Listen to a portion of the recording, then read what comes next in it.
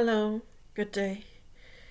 In this video, I'm going to read Bible Plan from the Bible app in exploring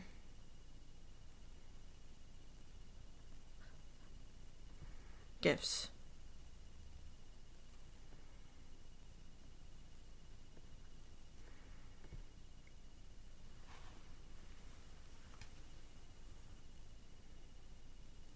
Just let it load now. It's from YouVersion in the Bible app.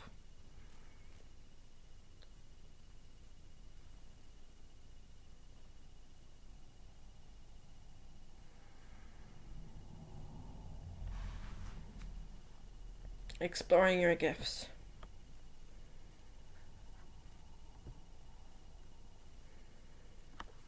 Devotional study.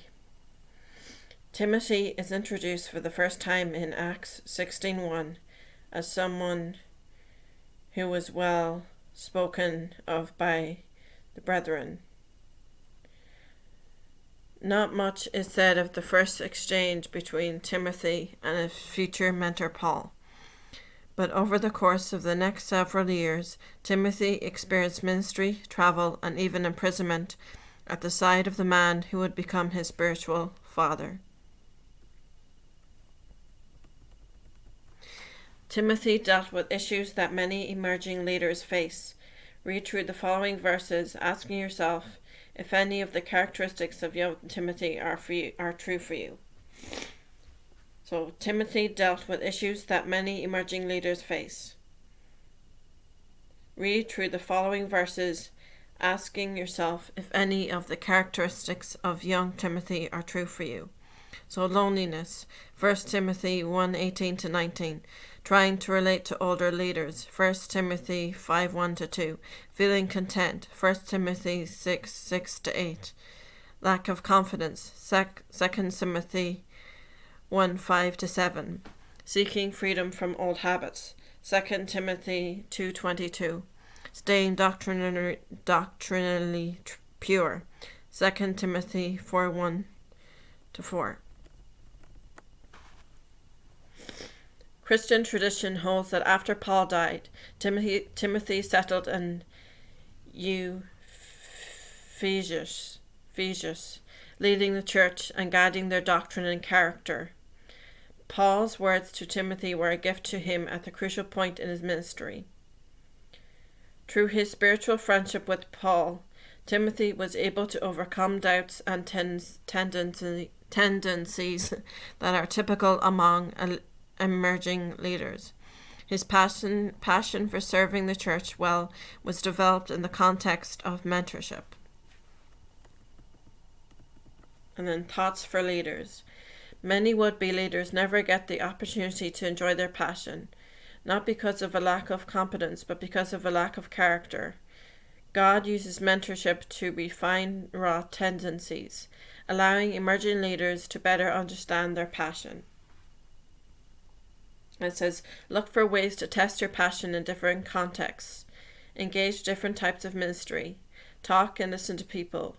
Develop the discipline of discernment, rather than striking out on your own.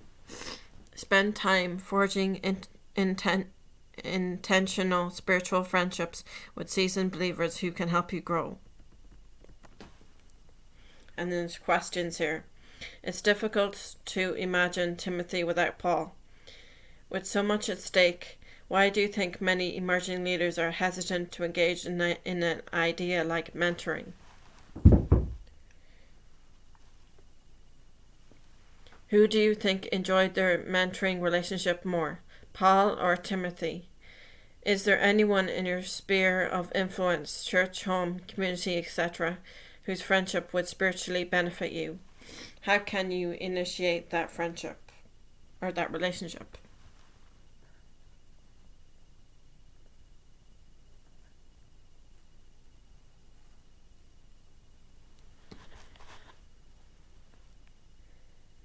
And 1 Timothy 1:18-19, New Translation. Timothy, my son, I am giving you this command in keeping with the prophecies once made about you, so that by recalling them that you may fight the battle well, holding on to faith and a good conscience, which some have rejected, and so have suffered shipwreck with regard to the faith.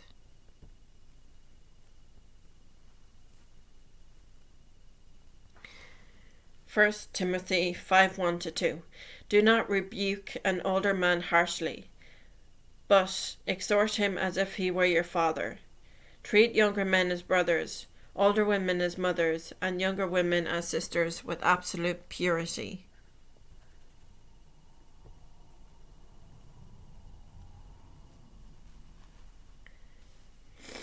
First Timothy 6:6-8.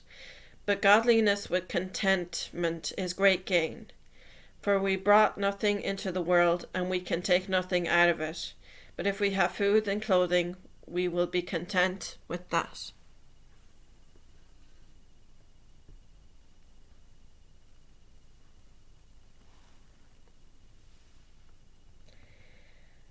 Second Timothy 1:5-7. I am reminded of your sincere faith, which first lived in your grandmother Lois and in your mother Eunice, and I am persuaded now lives in you also. Appeal for loyalty to Paul and the gospel. For this reason I remind you to fan into flame the gift of God which is in you through the laying on of my hands. For the Spirit God gave us does not make us timid, but gives us power, love, and self-discipline.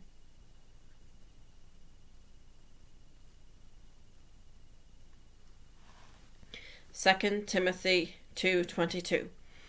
Flee the evil desires of youth and pursue righteousness, faith, love, and peace, along with those who call on the Lord out of a pure heart.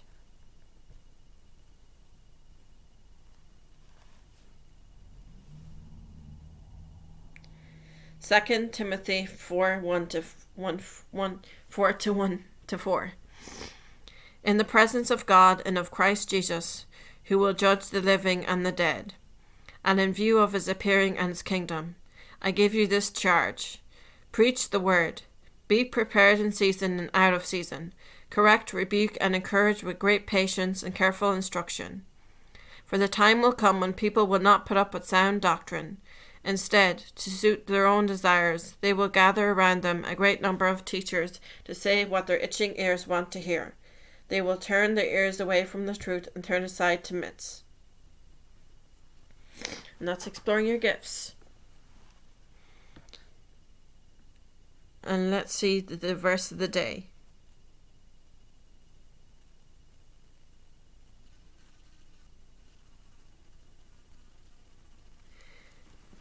The verse of the day is Revelation 3:20.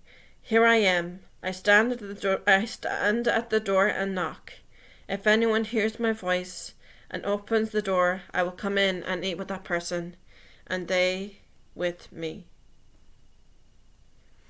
Thank you for listening to my video, and God bless.